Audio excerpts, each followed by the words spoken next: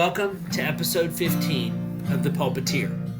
I'm your host, Eric Hepburn, and I'm glad to have you join us for today's episode.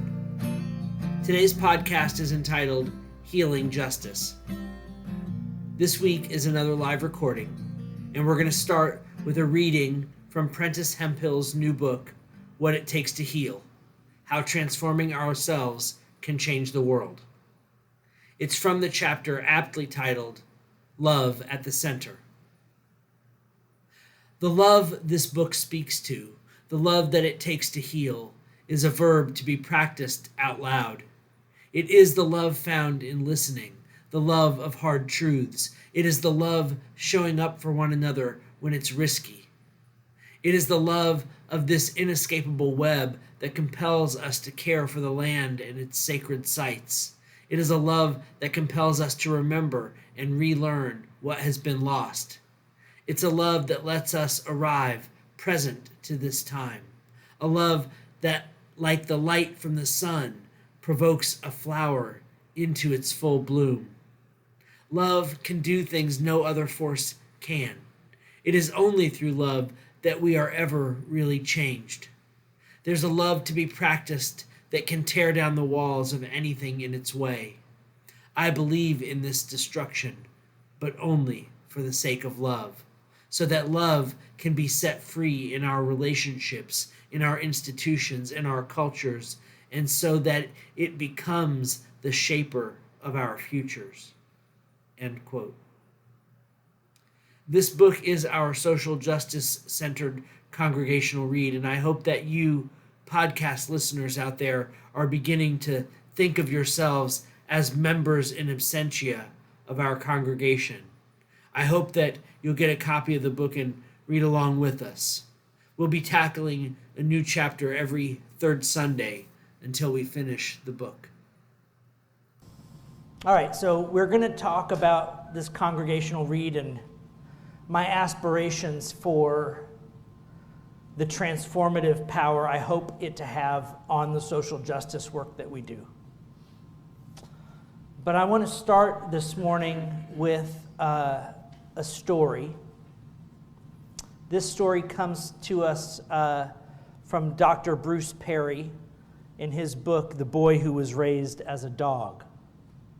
Now, just to give you a little bit of background about Dr. Perry, he started one of the first trauma-informed centers for children in the country. When the Branch Davidian thing happened in Waco and there were a bunch of children left in the wake of that with no guardians, he was the one they called. And he headed up the team that went in there to try and figure out how to help those kids rebuild their lives after that, for what was for them a huge tragedy. So he's got some serious street cred. And the story that I'm going to tell you is a hard one. But it goes something like this. So Dr. Perry gets a call one day, and they want him to be an expert witness for a young man who had done some very brutal things. I won't bore you with the details, but people were assaulted and then killed, and there was no remorse. And so they called Dr. Perry and said, hey, we want you to be a character witness for this kid. And he went to the prison where the young man was being held and interviewed him, and he found the same thing that was in the written reports he'd received. Just zero remorse, was able to sort of calmly explain what he had done to these two young women and why, and just kind of matter of fact about the whole thing. But because of his long experience working with traumatized children, Dr. Perry wasn't satisfied that he understood this story yet. And this young man had an older brother who seemed to be a well-adapted, normal functioning member of society. He had two parents who still lived in the town where he was raised, and so he went to go visit with the family. And he interviewed with them several times over a couple weeks, and he started to notice a pattern. The pattern was like this. So the older brother was just a normal member of society, seemed to be fully functional, no major neuroses, as the psychologists like to say. But he noticed that whenever he asked a question of the mother, either the son or the father would answer for her. And he knew that he hadn't uncovered anything yet that would help explain what had happened to this young man.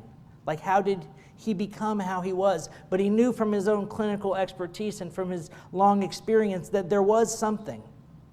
That people don't just end up like that. It's not our natural state. It's not something that's usually even the result of a bad gene flip or two. So he asked if he could interview the mother alone. And the father and the elder son were resistant at first. And they said, well, I guess it'd be okay. Just something you should understand about mom is she's a little slow. So you'll just have to take your time with her. So he started a series of interviews with the mother by herself. And it took a few weeks, but here's the story that got uncovered. So they had lived in a different city when the elder son was born. And they had lived near her family. And her family was well aware of her, shall we say, cognitive limitations. And so they were there to scaffold and support and help and check in. And so everything went fine with her first son. She was living in a community. She had all the support that she needed. And what happened was between the birth of her first son and the birth of the younger son, the father lost his job. And so they had to move to a new city, a city where they didn't know anybody. And, as is the case with working class people, quite often the new job was unforgiving and long hours. So they moved to this new city where she didn't know anybody and didn't have any supports. And the husband was gone 12 hours a day, 6 days a week-ish. Well, after the baby was born, he was by all accounts, a kind of a colicky baby. It's kind of a difficult baby. But after the father would leave to work, pretty soon the mother and the eldest son, they reverted back to their old habits. And so they'd get up in the morning and they'd make breakfast and they'd see the husband off to work and feed the baby and do whatever. And then, around 8 or 9 o'clock in the morning or so, they would go off and do what they'd always done before the baby was born, which is they'd go and spend the day out and about town. They'd go to the park and grab lunch and do all these things. But they didn't bring the baby with them. They just left the baby in the crib. 6 days a week. Probably first 18 to 36 months of life. There are a few really compelling things about this story to me. One is there's no malice in it. There's just a failure of caring, right? But the other one is this.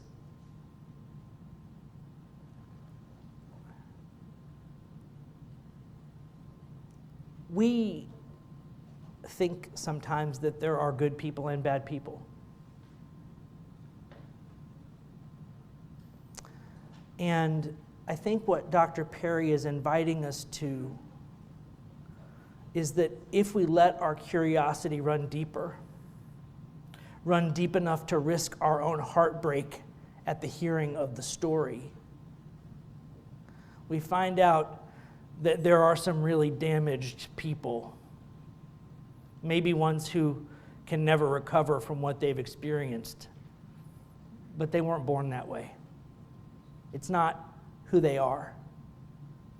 It's what by any other grace might have happened to you.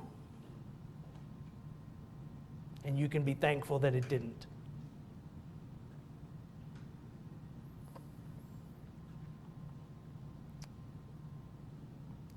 For me, that story brings up a deep well of compassion. It makes me wonder about living in a country where we're 5% of the world's population, but 25% of the world's prison population. It makes me wonder what kinds of untrue stories we have to believe about people to live in a society where that's just okay. Because I think that we're not really being curious about those folks who are in our carceral system. We're not really being curious about how they got there or what they might need to heal. We're ready to accept stories about how they're just bad and irredeemable, and it's their own fault. So,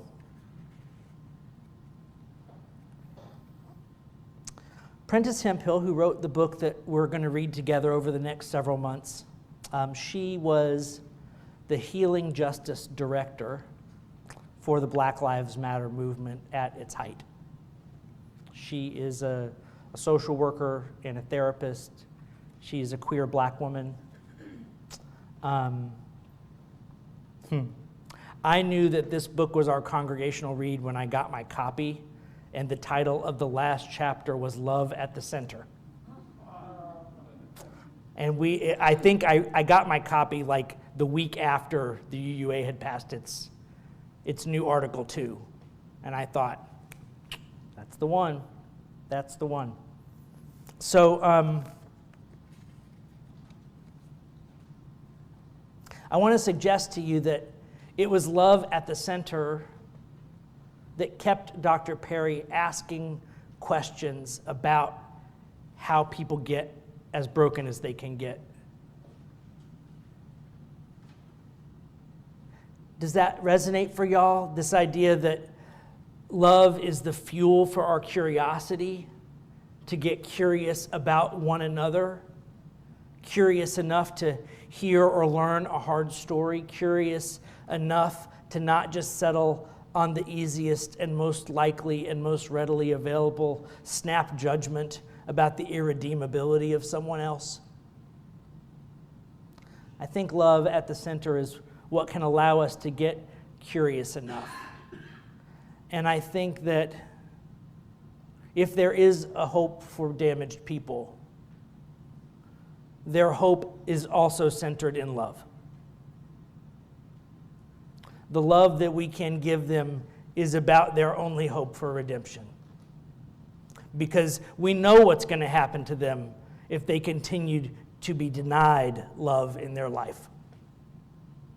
There is no up for a human being who doesn't have some love coming their way. This is the downside of being an ultra-social species. We just don't do well without one another. We need each other deeply. We deeply, deeply need each other. And when we don't get that need met,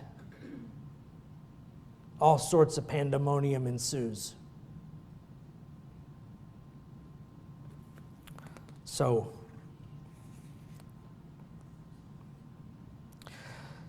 the subtitle of the book is this concept of you're changing the world through changing yourself. And I think that y'all deserve a little explication about why I might believe such a thing.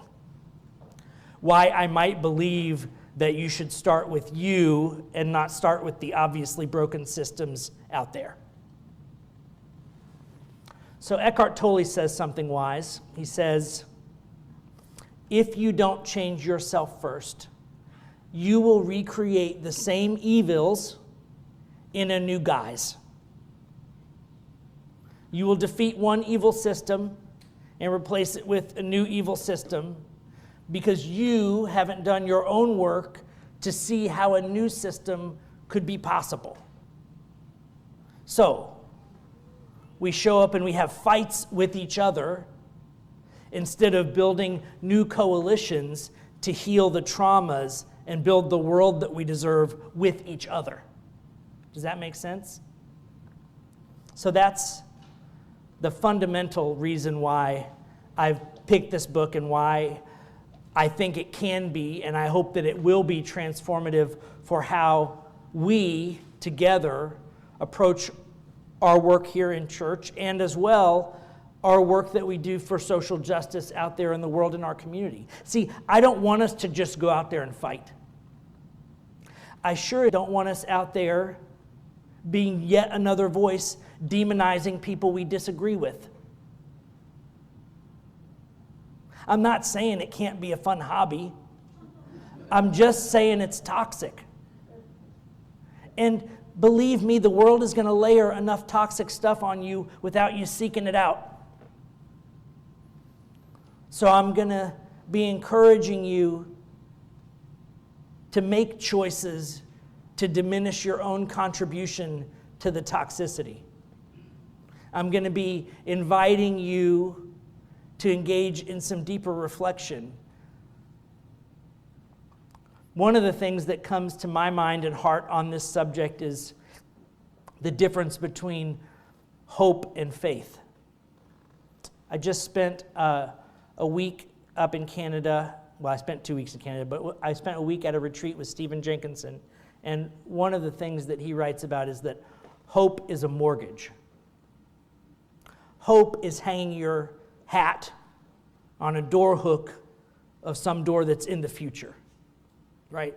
I hope things will get better when and if. And so he says hope's a mortgage.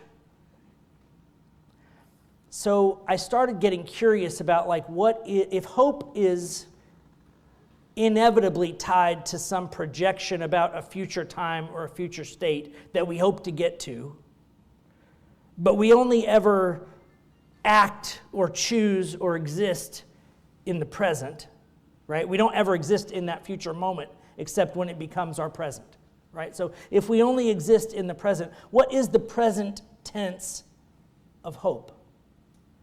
If hope is future tense, what is present tense? I'll suggest this to you. The present tense of hope is faith.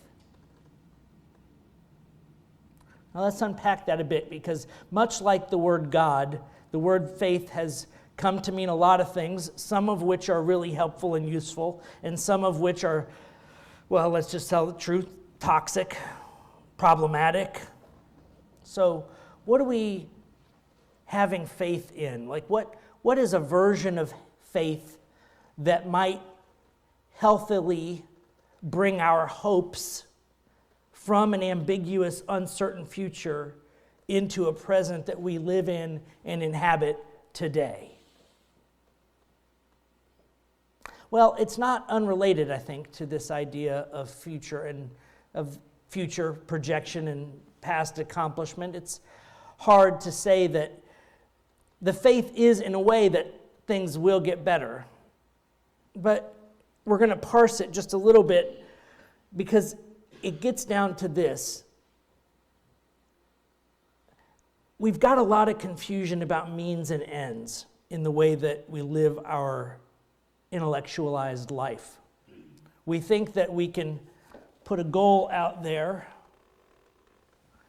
and then we can tactically map our way to get there, right?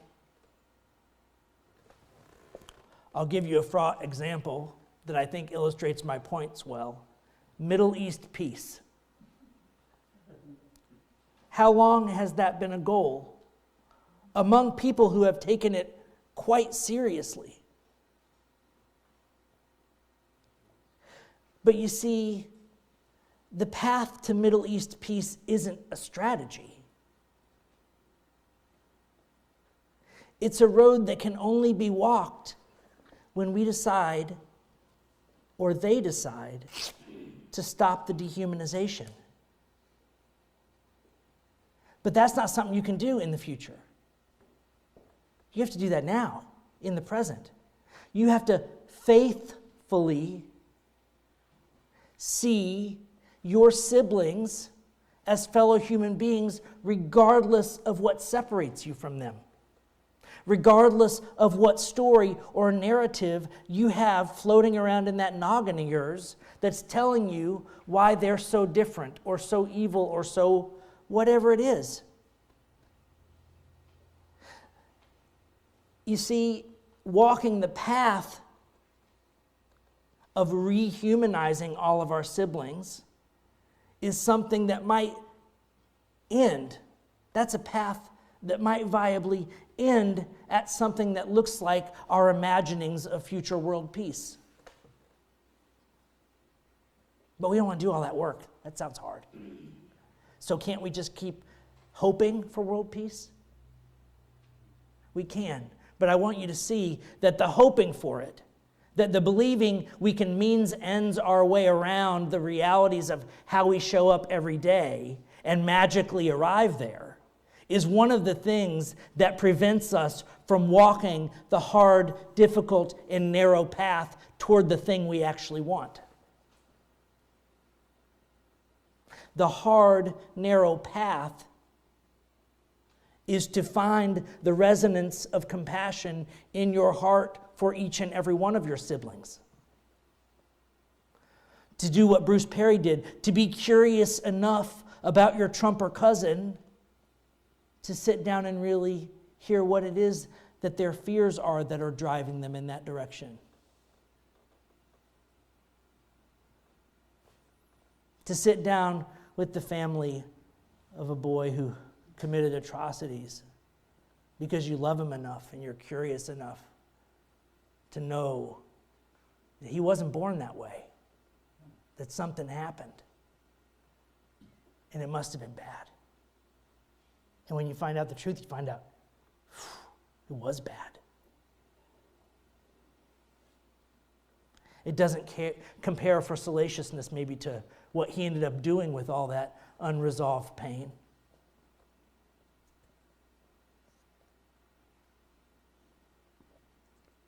So we're going to read this book together as part of our social justice Sundays. So third Sunday of the month, I'll make sure that there are notes in the newsletter that tell you what chapter we're reading, all that fun stuff.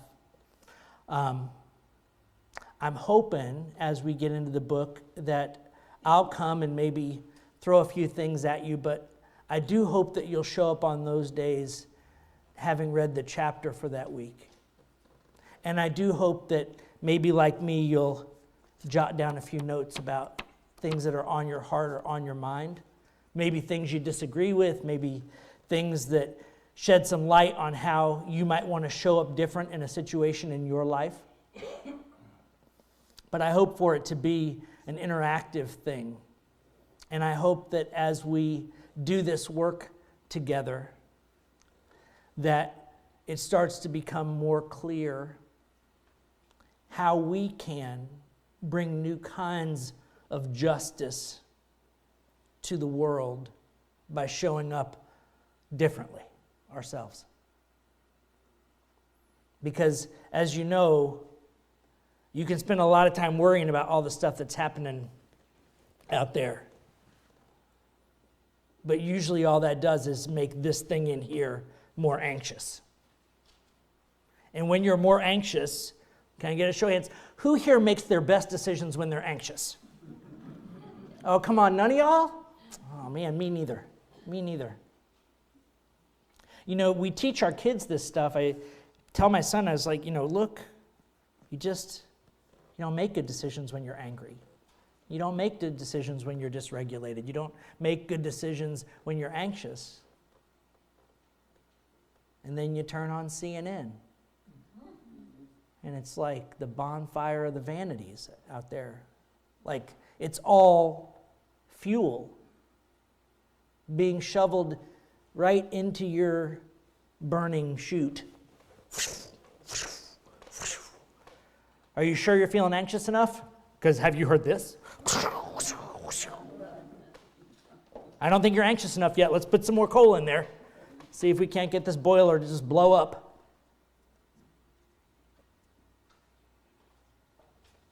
I get curious these days about what level of news consumption finds the right balance point between staying informed and aware of the realities of the world around me without giving into this invitation to a bunch of anxiety-stoking schadenfreude. And I don't think that full consumption is the answer. I'll let that cat out of the bag right now. I think that if you start to put some attention, and Prentice is going to talk about this, if you put some attention in your own body, you'll find you can show up for about 4 or 5 minutes of news before it starts doing this. You can feel your nerves starting to jangle. You know what? That's the moment. Your body just told you, okay, you heard enough about that. They're going to beat this dead horse for another 90 minutes, but you only needed 120 seconds, and now you're aware of what's going on. Turn it off. Go think your own thoughts. Go walk in the garden. Go spend some time in the sunshine. I want you to walk to the store and back and realize that nobody tried to kill you while you were walking to the store. So maybe all this talk about how dangerous the world is these days, well, it's not that it's not true in its own context. It's just that it's existing under the 7x multiplier. You guys know what the 7x multiplier is? So it's a thing they've discovered in biology. It seems to be pretty ubiquitous across all DNA-based life forms. We are 7 times more sensitive to negative data than positive data. This is the human biological phenomenon that creates the echo chambers y'all hear about all the time, right? Because if I put a 7x multiplier on a 7x multiplier on a 7x multiplier, well, just 3 times I'm at 350 times, right? So one piece of good news, 350 times X on the bad news. And suddenly I'm like, I don't know if it's safe to walk out my door anymore. But you walk out your door every day, and you're still here. So just reality check. A little bit. Just reality check the data. So we know that we're much more sensitive to negative data than positive data. That's a true thing about us as a species. But one of the practices we're going to talk about in the book is this embodiment idea, this idea that putting your attention in your own body and learning to do that as a skill is a way that you can start to show up to the world differently.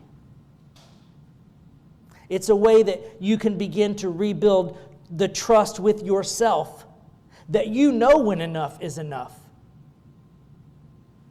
Because we were raised in a culture that didn't really support that level of discernment among us. We were raised in a culture that said, no, I think you should keep the knob at 11 all the time until your health won't sustain it anymore. And then you should go live in an old folks' home. Right? Yeah? I mean, we're living in the same culture, right? These are the messages. Well, I think that this book is going to help us start to explore some different ways of showing up. And maybe we've got a few things to share with the world that can help them live a little differently too. Let's see. All right, I got one more card here. I got one more idea to throw at y'all, and then we're going to try a little something together. I've said before from this dais, this pulpit, I've said that you're needed. And I've implied strongly that God needs you. And I know God is like faith. It's one of those words where, wait, do you mean one of the 500 versions that I object to, or the 1 or 2 versions that I find maybe okay? Obviously the 1 or 2. I'm shooting for the 1 or 2. You can let me know if I get there or not. So one idea about God is one that I think is toxic, is this idea that God is omniscient and omnipotent, And therefore, God doesn't need you. God doesn't need you. You are incidental to the functioning of the universe. Now, that's an idea that's out there. I think it's grounded, it's a near enemy. It's grounded in some true things, right? When you sit out in the dark of West Texas and look up at the sky and think just for a second of what we know about stars and stardust, you feel appropriately your size. You feel tiny in a vast universe, and you are. And you know the opposite of that experience. You know that experience where you show up for a friend or a loved one just in that right way that they needed, so that they know in a hard moment that they've got love and human connection. And in that moment, there was nobody but you who could have done that for them. You are a unique and beautiful snowflake, to use a dangerous word. But you are a unique concoction never to be repeated in this universe or any other. To heck with what Marvel thinks. So, both of these things are deeply true in their own way. So I think the idea that God doesn't need you is rooted in that idea that we are infinitesimally small in an infinitely large universe.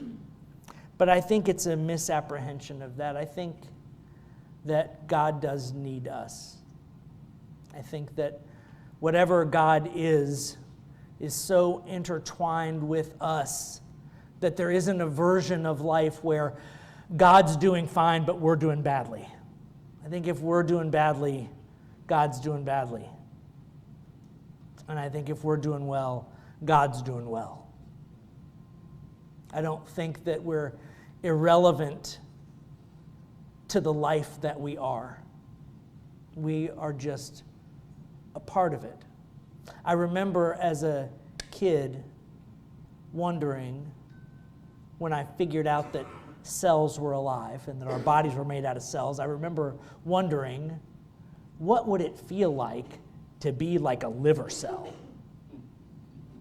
Like, what would that be like? And I've had moments of deep contemplation the last couple of years when I thought, well, just like this. It'd feel just like this. I am a part of something larger that I can't grok, don't understand, but whose presence I can sense if I let myself get quiet enough.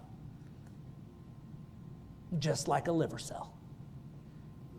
Hopefully not after a hard night. So, this idea that we're needed.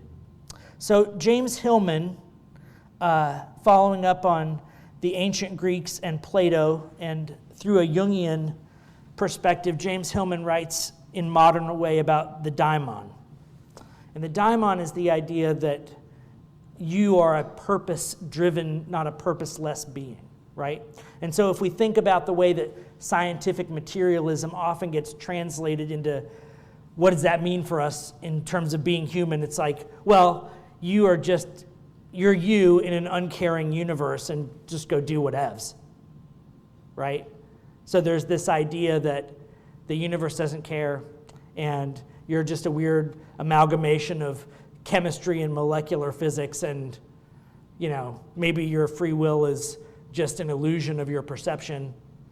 You guys have heard these stories, right? This isn't new to anybody.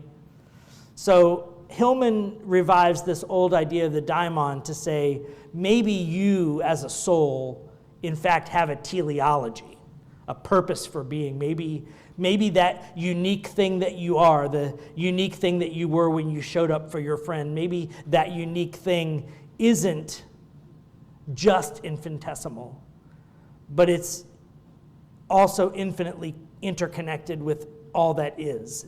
Maybe your role to play in all of this is something no one else can do or could do. And maybe your search to get in touch with that part of you that has a cause and a purpose and a reason is part of the experience of you being here in this place.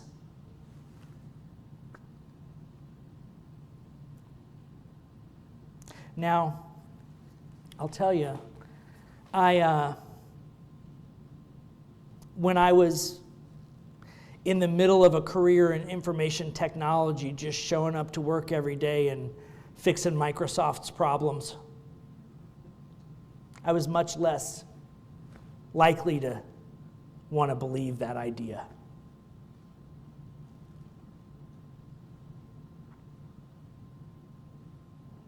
But getting to do this with you all, the way that makes me feel and makes me come alive and makes me hopeful that we, not just we in this room, but the bigger we, might be able to find a way through these troubling times into a future worthy of passing on to the next generation. Well, I'll just say it makes me believe at least a little bit. Got asked several times when I was at my retreat what I did, and I used the following quote, which is, if you can find somebody to pay you for doing your life's work, you are blessed beyond measure. And that's how I feel. Now,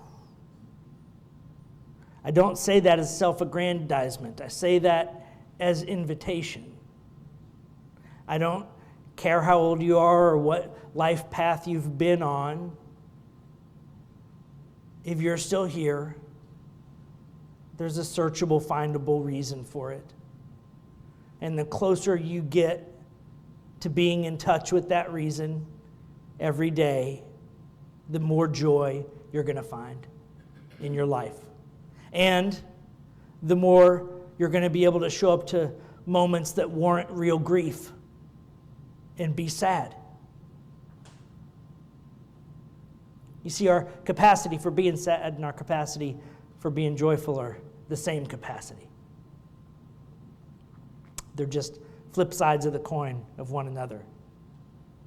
You see, if you won't let yourself love, you don't have to worry too much about being sad, because you never let anything be worthy enough, so you're not going to miss it that much. But if you open your heart to love and love fully, you will lose that thing you love. One way or another. You will lose it. You will leave or it will leave. But impermanence is not up for grabs. Impermanence is part of the condition that we all live in. I had a minister once upon a time, and I'm not going to do it justice quite, but his favorite benediction went something like this: and bless everything that is holy, and that is precisely everything. Now, I want to point out that it's one of those things that you can say and you can let it land like a platitude, right? Yeah, everything's holy, blah, blah, blah. But if you sit with it for a minute, if you really sit with this idea that everything is holy as it is, it starts to do something to you. For one thing, it starts to whisper to you of your own worthiness, of your own enoughness. And that's something in our culture that we've been made to deeply doubt. Many of us are convinced that we are the best thing we ever did, or how productive we are, or what we're competent at or capable of, that we're not just worthy just because. But we are. We are worthy just because. That's why we sang Amazing Grace this morning. Because we are worthy just because. And the same grace that taught us to fear, that same grace teaches us how to let fear go. All right. I learned a little something while I was away at my retreat that I'm going to share with you now. And it's also my way of responding to the request for more music later in the service. So It goes a little something like this. We're going to do it a cappella. And here are the words. Bless what there is for being. Okay? So we're going to sing it 2 different ways. And I'm not the best singer, but I'll do my best. Bless what there is for being. Bless what there is for being. Bless what there is for being. Bless what there is for being. Bless what there is for being. Bless what there is for being. Bless what there is for being. Bless what there is for being. Bless what there is for being. Bless what there is for being. One more time. Bless what there is for being. Bless what there is for being. Thank you all.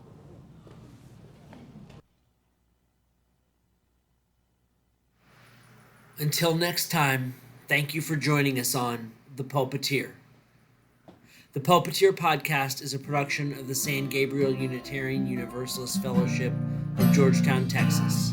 If you'd like to support the podcast, you can make a donation at sangabrieluu.org/give.